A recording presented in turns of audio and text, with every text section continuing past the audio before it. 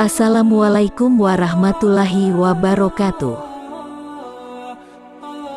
Dalam video kali ini kita akan menceritakan kisah seorang panglima perang Islam, yaitu Sultan Salahuddin Al-Ayyubi, sang pembebas Yerusalem. Sultan Salahuddin Al-Ayyubi merupakan sosok prajurit dan penguasa yang fenomenal. Dia adalah pahlawan dari ratusan pertempuran. Dunia tidak pernah menyaksikan penakluk yang lebih sopan dan manusiawi seperti Salahuddin. Taktik pertempuran dan keberaniannya yang tak tertandingi sebagai seorang prajurit, kenegarawanan yang heroik dan kekuatan karakternya membuatnya dihormati bahkan oleh musuh-musuhnya. Dia dikenal karena membebaskan kota suci Yerusalem dari tentara salib, alih-alih menjadi sosok yang dibenci di Eropa. Ia menjadi contoh terkenal dari prinsip-prinsip kesopanan. Perang salib mewakili perang paling dahsyat dan terpanjang dalam sejarah umat manusia. Pada puncak kekuasaannya, ia memerintah Mesir, Suriah, Mesopotamia, Hijaz, dan Yaman. Sejarah mencatat ada dua pencapaian utamanya yang diakui tidak hanya oleh dunia muslim, tetapi juga musuh-musuhnya. Salah satunya adalah perang melawan tentara salib dan kedua, merebut Yerusalem.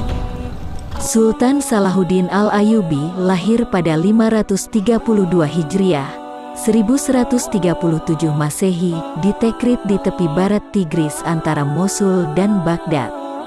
Dia sangat disayangi oleh ayahnya, Ayyub. Keluarganya memiliki latar belakang dan keturunan Kurdi. Salahuddin Ayyubi menjadi orang yang selama 20 tahun menantang tentara salib dan akhirnya memukul mundur pasukan gabungan Eropa yang datang menyerbu Tanah Suci.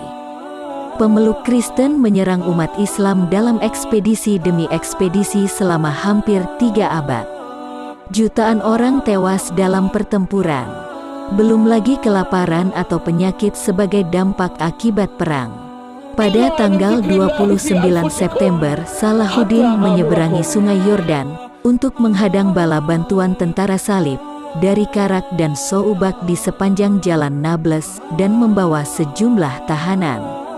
Sementara itu, pasukan tentara salib utama di bawah Guy de Lusignan pindah dari Seporis ke Al-Fula. Salahuddin mengirim 500 pasukan untuk mengganggu pasukan mereka dan dia sendiri memimpin barisan pasukan ke Ain Jalut. Ketika pasukan tentara salib maju, pasukan Salahuddin tiba-tiba bergerak menyusuri aliran Ain Jalut. Setelah beberapa serangan Ayyubiyah, termasuk serangan di Zirin, Forbelet, dan Gunung Tabor, namun Rainal dari Chatillon mengganggu jalur perdagangan dan ziarah muslim dengan armada di Laut Merah, jalur perairan yang harus dibuka Salahuddin. Sebagai tanggapan, Salahuddin membangun armada 30 kapal untuk menyerang Beirut pada 1182. Rainal mengancam akan menyerang kota suci Makkah dan Madinah, dan menanggapinya dengan menjarah karavan jamaah haji pada 1185. Pada Juli tahun 1187 Salahuddin merebut sebagian besar kerajaan Yerusalem. Pada tanggal 4 Juli tahun 1187, di pertempuran Hattin, ia menghadapi pasukan gabungan Guy de Lusignan, permaisuri Raja Yerusalem dan Raymond III dari Tripoli. Dalam pertempuran ini saja pasukan tentara salib sebagian besar dihancurkan oleh tentara Salahuddin. Kekalahan itu adalah bencana besar bagi tentara salib dan titik balik dalam sejarah perang salib. Salahuddin menangkap Rainal de Chatillon dan secara pribadi bertanggung jawab atas eksekusinya sebagai pembalasan atas penyerangan karavan muslim. Salahuddin biasa menunaikan sholat wajib 5 waktu tepat waktu.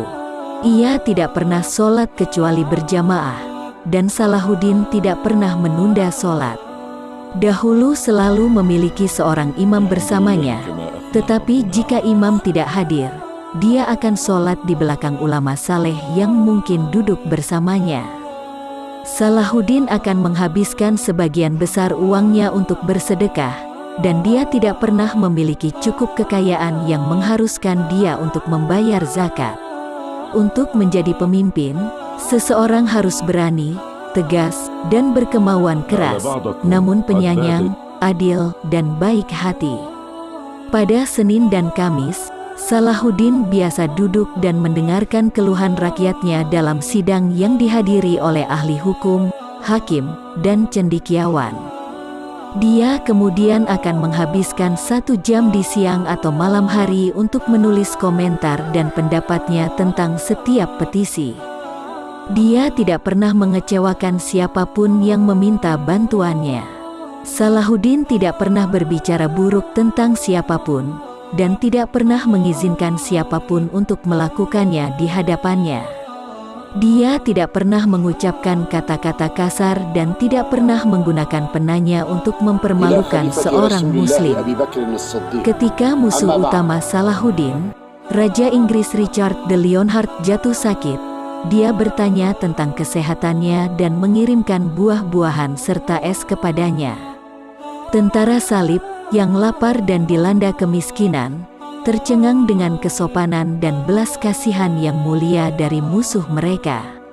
Salahuddin meninggal pada usia 57 tahun.